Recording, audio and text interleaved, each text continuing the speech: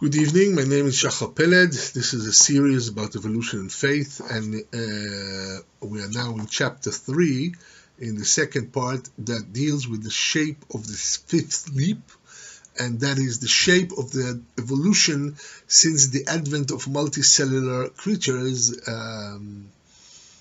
and we have spoken of the consciousness of animals, and the way that this consciousness is a precursor of human consciousness. So today we will see that especially when the animals get to a point that they become social, that they are very, very close to human characteristics. We can see many elements that we recognize as human behavior already in animals. And of course, this is important because, as we spoke before, there is gradual evolution and there's the leap. And the gradual evolution seems to bring everything up to a level that is the maximum in that level. And then it needs the leap to go to the next level. So obviously man is far beyond whatever we can find in any primate society. There's no question about it. It's really, the spirit of man is something completely different. But still, you can see that the precursors are there. So I'm going to read you, it's a translation of something that Franz de Waal, who is an investigator of chimps, something he wrote about the social life of chimps. So he wrote about Louit and Nicky, and Louit was the leader, and they were more or less equal as regards physical prowess. Now, they were both doing their utmost not to show even the least bit trace of hesitancy, one in the presence of the other. So Louit was thumping the earth, and Nicky was shouting and throwing stones. At the same time, when they were out of sight from each other, they displayed clear signs of fright. This is a case of true masquerade. They were saving face. They were putting on an act towards each other, while when they weren't seeing each other, they were both evincing signs of fear.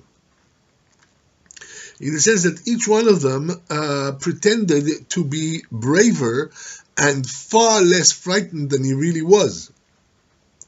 For example, in the course of one of their conflicts, I observed an amazing series of concealment of signs. After Louit and Nicky had displayed one in the presence of the other for more than 10 minutes, Nicky escaped into a tree. But a little later, he began shouting again at Louit, who was at the bottom of the tree with his back to his contender. When he heard the renewed sounds of provocation, Louit exposed his teeth, and this is a sign of fear in chimps. But immediately he put his hand over his mouth and clasped his lips together. I saw the nervous smile appear again and again on his face, and he used his fingers to keep his lips together. On the third try, Louit finally managed to erase the smile of fear from his face, and only then did he turn to face his rival. So you can see not only a high level of consciousness, but a high level of consciousness and awareness of the other, what the other is thinking, how am I perceived by another.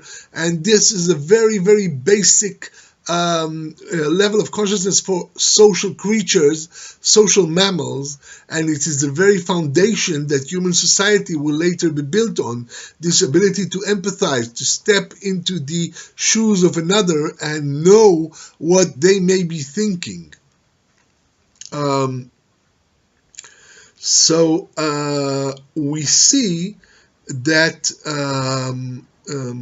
there is a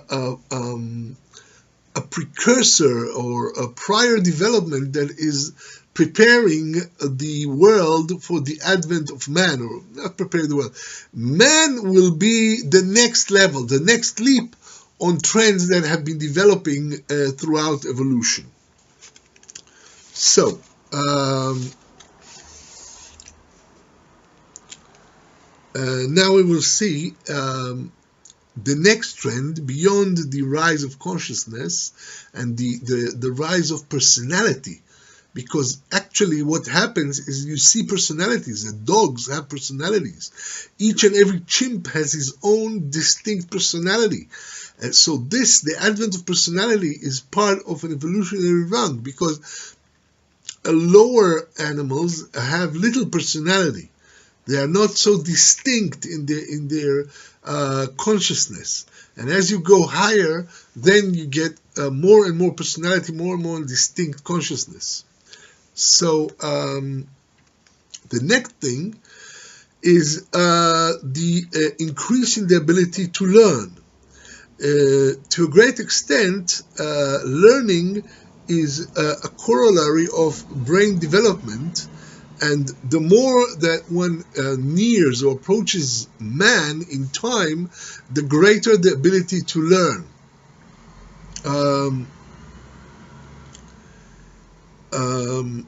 Animals have a lot of animals have the ability to learn to some extent, but none as flexible as man.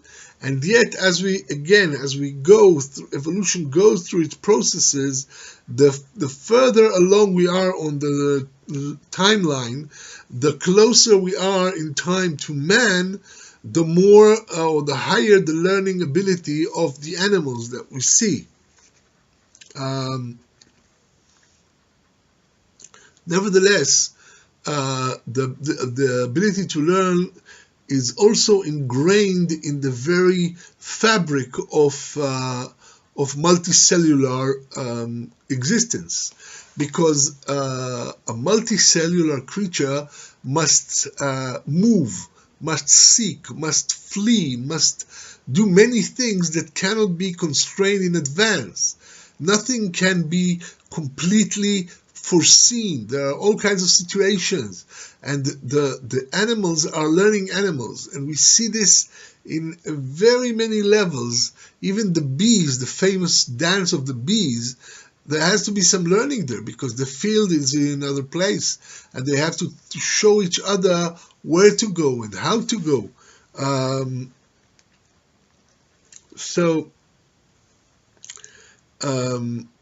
Also on the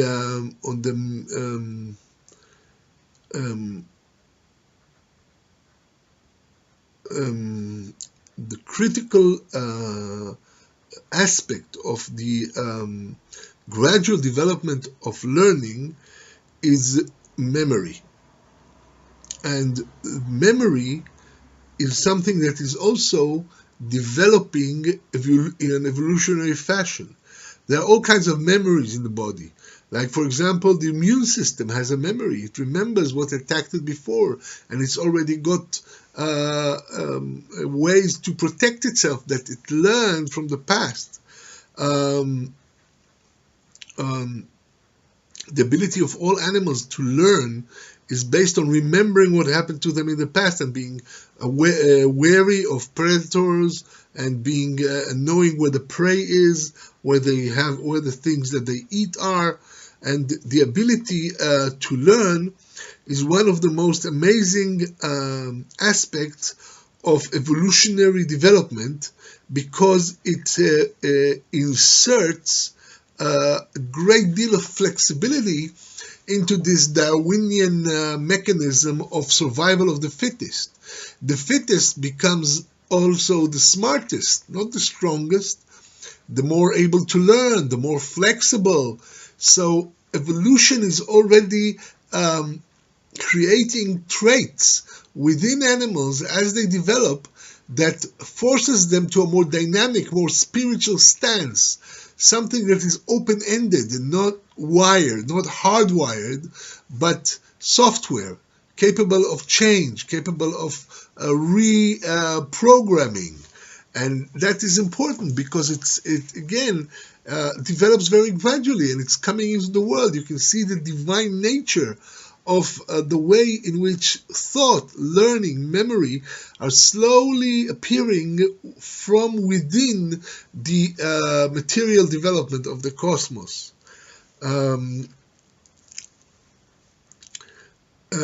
This is a very important thing, because instead of extinction or death as the biological mechanism of evolution, this is replaced by learning.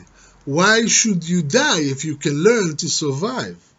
Instead of the genes learning, the selfish gene, the famous selfish gene, that the one that survives goes on and the one that perishes is out of history, we get genes that are only creating the potential for learning. And then instead of being killed, and thus only the survivor progresses to the next generation, there can be many survivors that learn.